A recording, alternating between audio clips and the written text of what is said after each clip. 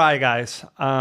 If you remember, like 3 years ago, I uploaded a video talking about my experience with the Epiphone Les Paul Prophecy, quality control wise. And in that video, I was far from being happy with the guitar. It was a bittersweet experience because I love that guitar spec wise, but the execution from the Chinese factory was terrible, in my opinion. And against all odds, I've ended up myself buying again a Chinese Epiphone. And I'm gonna explain you why I choose to get one after that terrible experience. But basically, today's video is gonna be to solve that simple question. Did finally Epiphone improve their game in terms of quality control, specifically with their Les Paul guitars?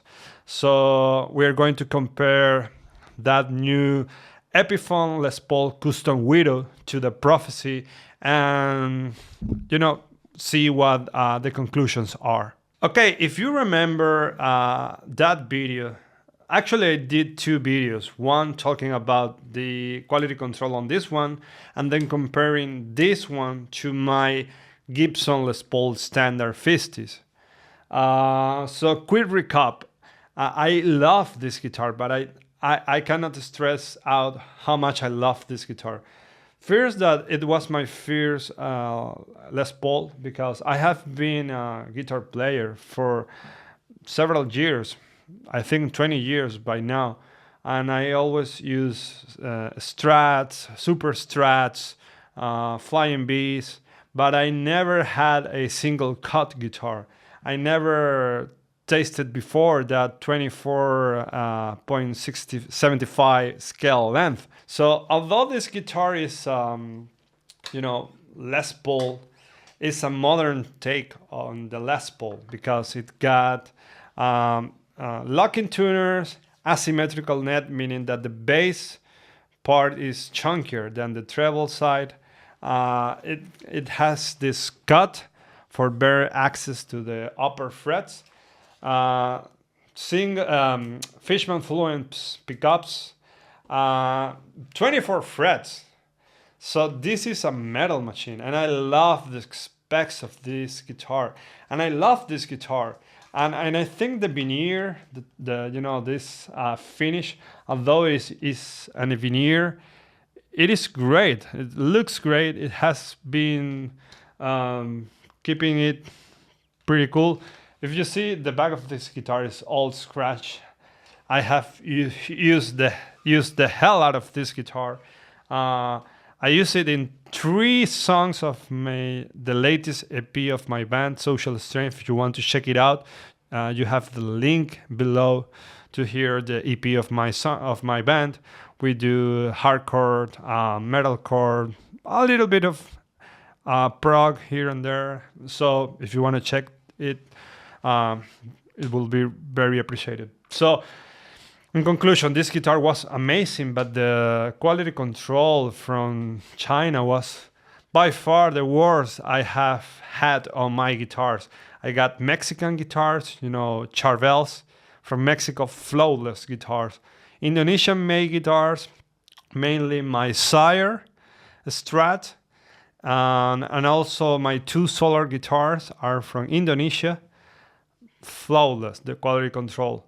I got my Gibson USA. At least my Gibson was flawless. So I only can say good things about the only Gibson I have. Also, my Fender American Strat, flawless. I got 2 LTDs from Korea.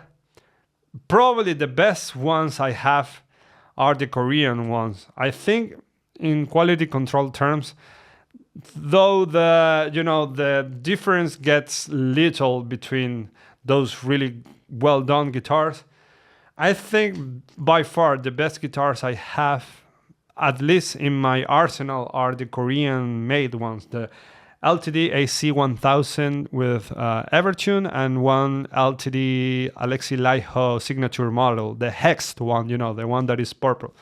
But anyway, I don't own Japanese guitar. Would love to, but I don't know how to compare them. But by far, this was the worst. These knobs were falling off all over the place. I have to fix the input jack. I have to open the electronics here and fix some awful noise that it had. I had to replace the knot.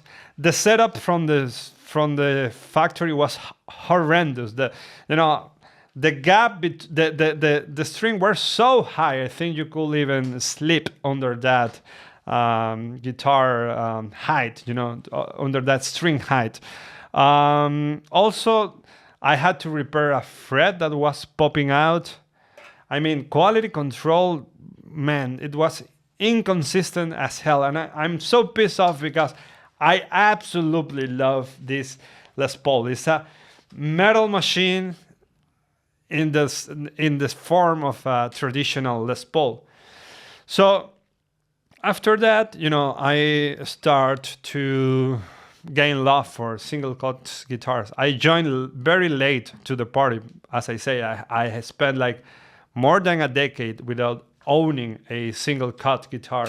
And today I realize that I'm playing my single cut guitars way more than my Strats, than my Super Strats, than my Flame Bees, and so on. So at that point I realized that although I love this guitar, I wanted to have the real deal, like the traditional approach from a Gibson guitar. Because I also like to play blues and jazz here and there, not only metal. So of course, these pickups, although they are incredibly great for almost everything, they are not the same dynamics if you want to play, Gary Moore or another kind of, more soft music, let's say. Let's put it that way. So I got my Gibson. I already compared this guitar to the Gibson quality-wise. But the point is that I always wanted to have a custom guitar, a custom Les Paul. And some time ago, I ended up having this one. This is a LTD AC1000 with Evertune bridge. Man, this guitar is killer. And I don't know, man, why. I don't know the exact reason. It's like explaining why you love your girlfriend, It's a woman, has the same features of many women, but you love that one. You are in love with that one. You have no eyes for others. You love your girl. Talking about guitar shape, I don't know why it is about the custom Les Pauls, with the double binding on the back and in the front, and the binding on, the fretboard and on the headstock. This, as you can see, looks really close, or it's a resemblance of the Les Paul Epiphone Custom Ebony, And man, I love this combination of colors, the gold and black, and the white binding. It's like the tuxedo guitar. Man, this is beautiful. I'm not gonna talk about the specs of this guitar. It's also a modern take of a Les Paul, have this access here, Evertune bridge. Well, this one has 24 frets, stainless steel frets, locking tuners, and of course Fishman Fluence pickups. Man, this guitar is my main guitar live that I use with my band, especially with the Evertune. Although it is heavier than a guitar without the Evertune, man, you gotta love that tuning stability live. Although your back suffers, your sound is mwah.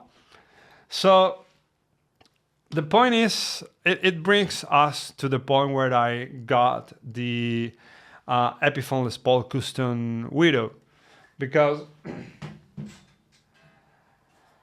after the experience I had with the Epiphone Les Paul Prophecy, I was in the position that, I will never got an Epiphone again. But truth be told, I love Epiphone.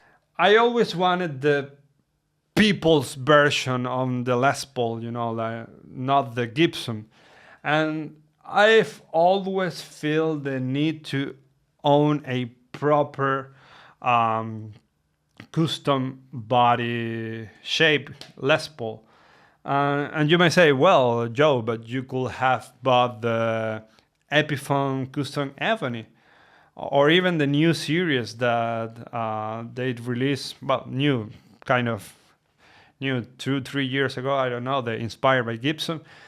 But to me, I was always hesitant on, I'm not gonna spend more than $1,000 for a Chinese-made guitar, especially with the experience I had with the Epiphone Les Paul Prophecy. But truth be told, I saw this shape, and especially the color scheme of this guitar.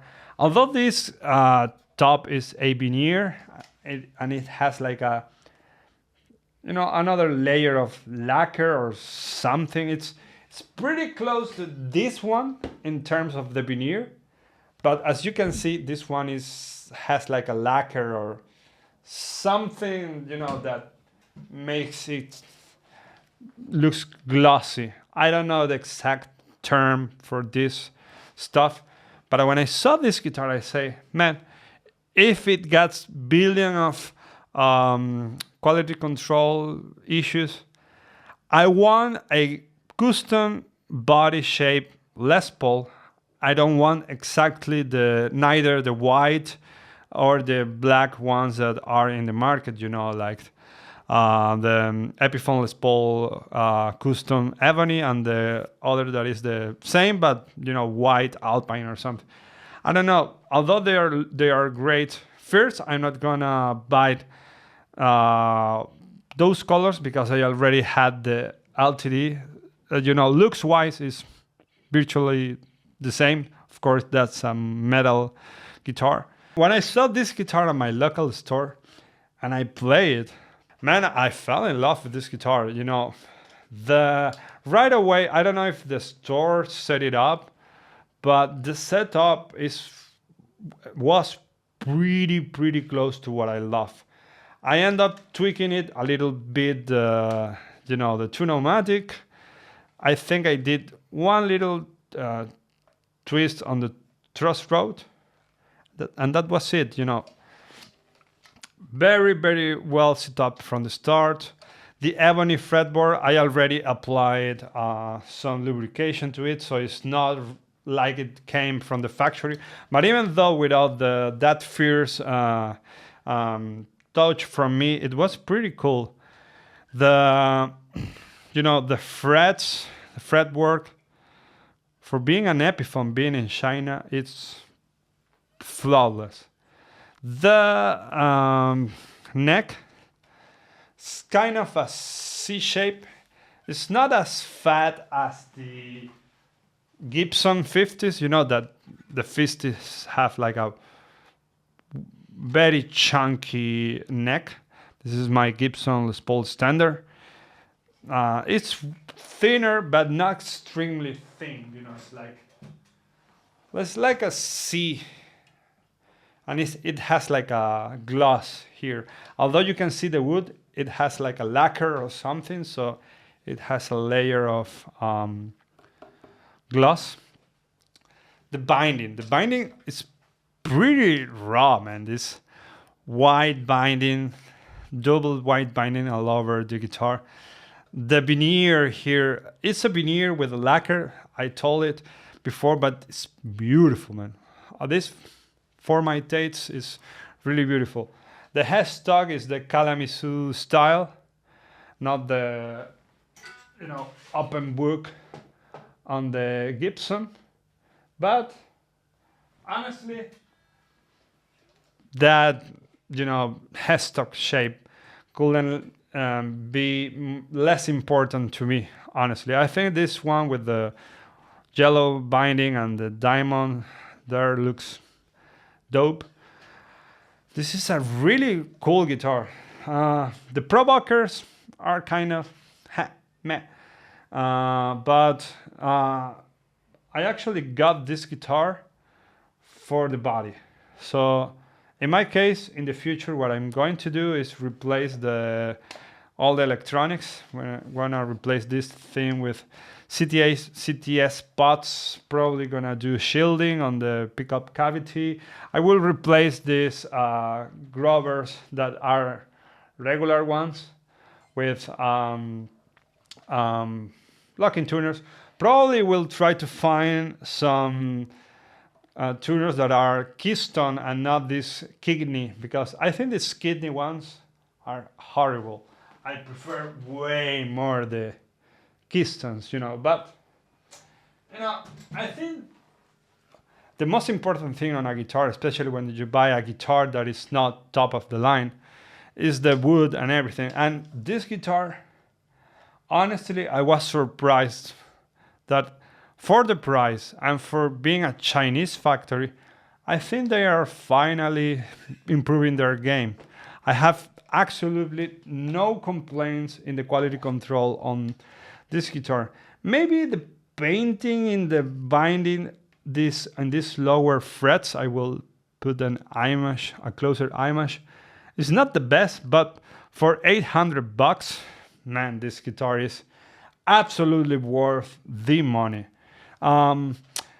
The pick selector, the switch toggle, feels cheap, plasticky. Probably will try to replace that one for a real deal, but it does the work. The Tune-O-Matic is kind of decent. The pots feel actually pretty great for being a Chinese guitar. So, in my opinion, this is an excellent deal. Even with the Pro Bucker. I'm not gonna do comparison here because basically I'm this video comparing it with the Epiphone Les Paul Prophecy, but that one has Fishman Fluence pickup. There is no point to, comparing Pro Bucker to Fishman. This is like a traditional Les Paul approach. Maybe in the future I could do a comparison between these pickups with the Buckers on my Gibson. I think that's a fair comparison. This is an excellent guitar for the price. Gets really close to the real deal. Obviously, I have played Gibson Les Paul custom guitars, like the Ebony one for, I don't know how much it costs right now, like $7,000, I don't know. The real deal is amazing. If I were, millionaire, I will get that guitar, but, I'm not rich.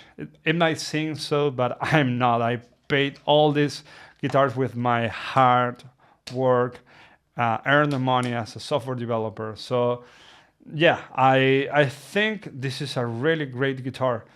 Honestly, it kind of feels like being 92% there and spending 5,000 euros less. So I think it's an amazing opportunity to get one of these. I think that the visuals are sick.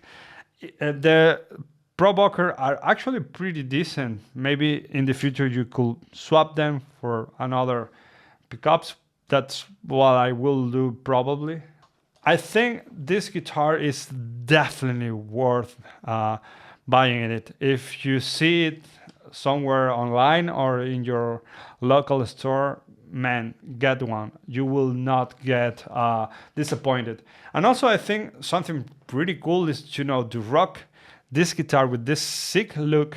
And I think Epiphones are if you play single cuts guitars are the way to go, man, especially on the road, because if this guitar gets stolen or damaged or whatever, I could replace it easily. But my Gibson's gonna be, I will probably cry like a child for over a week or something. This guitar, of course, I don't want it to get damaged. It's my money, but at the end of the day, it's like, meh, I can get another Epiphone, It's not the end of the world. And as I say, they are 90% there, but $5,000 less. what are you thinking about? This was the gap that it was lacking for many years on the market from Gibson, and I think that this direction that the company is doing seems like they are finally starting to wake up, but they are way behind LTD. Come on, Gibson. I wanna someday a single cut guitar, budget guitar. Well, this is not budget, this is like a medium level guitar, but I want to see an Epiphone with stainless steel frets, Evertune bridge. They still need to improve the game, but definitely I think this is a step forward into, improving their game. And as I said before, I don't hate Epiphone at all. I don't hate any brand. I want all these companies to succeed. Gibson, Fender, Ibanez, LTD, all of them, Solars. It means more people doing music, more people being happy, the world being a better place with people being happy with their instruments and being out there playing or recording or composing or whatever. So for me, it's actually pretty cool to see Epiphone improving, but I think they are still behind the game. They need to catch up with LTD, with Solar, with Ibanez.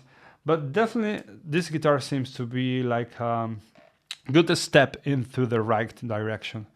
So without ending this video, thank you if you are still here. I'm gonna make a series of videos, like comparing the Gibson with this one, comparing the LTD with the Epiphone Les Paul Prophecy, and talking about many other aspects of the single cuts guitar that I cannot cover in this current video. But I think it will be interesting if you're in the market for single cuts guitar and more or less get your decision between different styles of single cuts guitar. So that was all. I'm very thankful that you stayed this far, and see you in the next one. Thank you.